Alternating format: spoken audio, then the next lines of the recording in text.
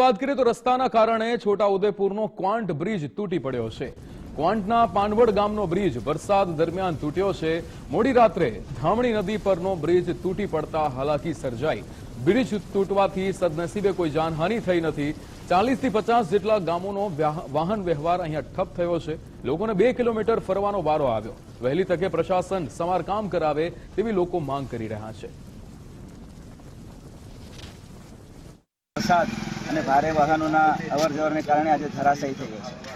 આ પુલ ધરાશાયી થવાને કારણે પાનવડને જોડતો આજુબાજુના 30 ગામના માણસોને તકલીફ પડશે અને જો ફરીને આવે તો 2 કિલોમીટરનો લાંબો ફેરો પડશે, જે તાત્કાલિક અસર ઇમરજન્સી સેવાઓ, એમ્બ્યુલન્સ, ફાયર એના માટે ખૂબ તકલીફની વાત થશે।